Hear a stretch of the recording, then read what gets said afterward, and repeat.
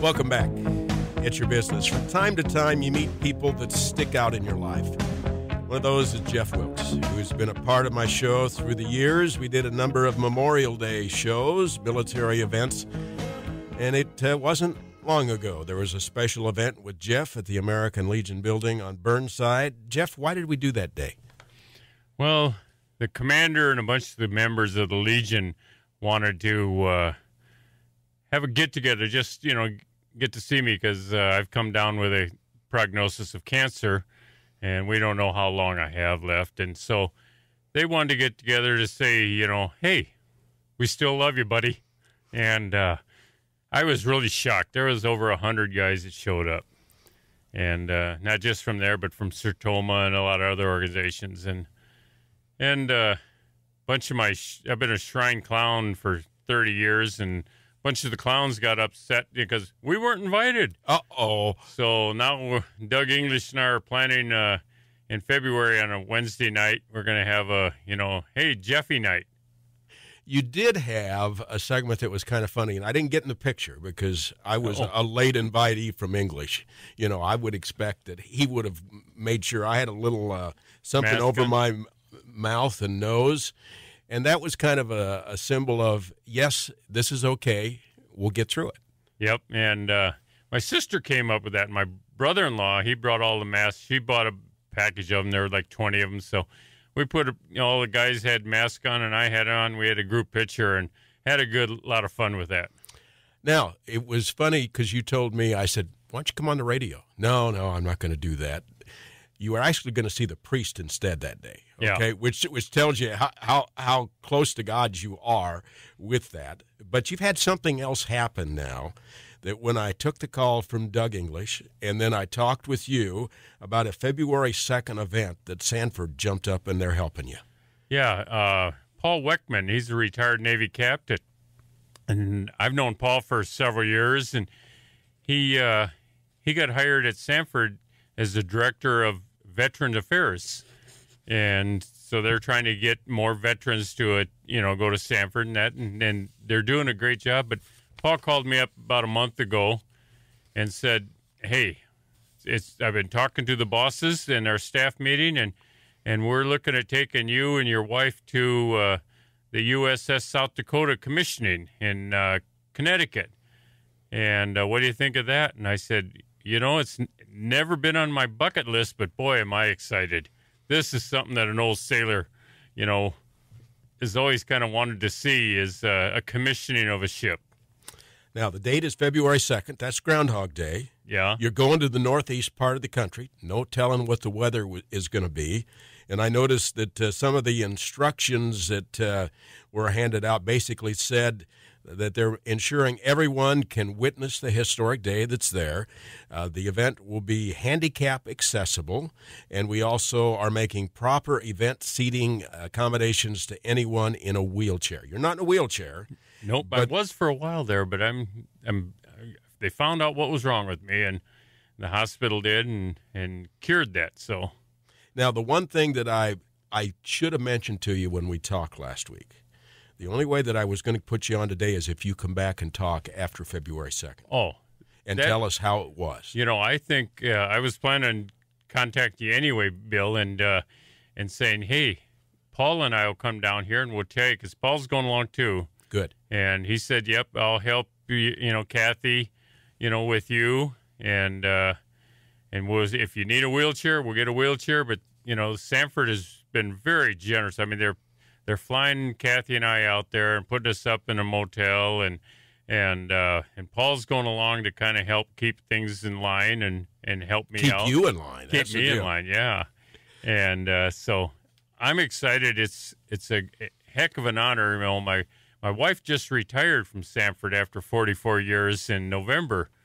So I don't know if that had anything to do with them picking me, but I'm really proud and honored that they would select me and Kathy to participate in this event. Jeff Wilkes with us this morning, again diagnosed with cancer. Yep. And he was selected to go to the commissioning of the USS South Dakota in Groton, Connecticut on February 2nd. Why is this such a big deal for South Dakota? Well, anytime you have a ship, a battleship or a submarine or anything named after your state, you get recognition. And part of the Mount Rushmore, that's an icon for South Dakota, and that's on their symbol, their patch they have, and so it just brings people's attention to South Dakota, and they told us, like Paul said, they told us where's some stuff warm, because it could get up to 40 degrees or get down to 40 degrees, and we're both going, yeah, that's warm. But that's a cold. That's a wet cold too. Yeah, well, who knows? We'll find out when we get there, but I don't think I'll have too much problem with 40 degrees weather. You have always been one to talk about those that serve the country.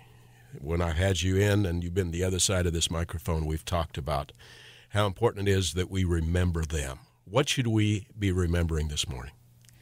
Well, there's troops all over the world, and a lot of them are out of South Dakota, and they're away from their families. And I spent 4 years away back when I was first enlisted back in 1970. And it can be fun when you're young and single and you're stationed in Hawaii for 2 years.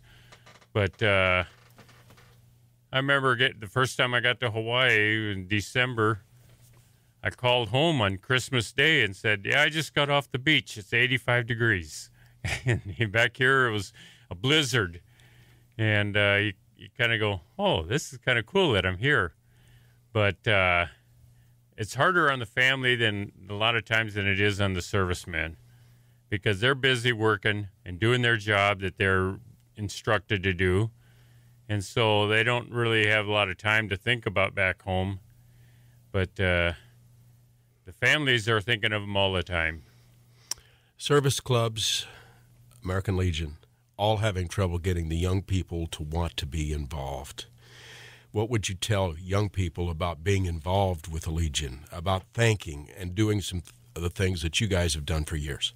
Well, basically, I'm, past commander of the VFW and the Legion, and one thing I always tried to instill into the young people is, that we're your lobby in Washington, D.C. and in Pierre for benefits.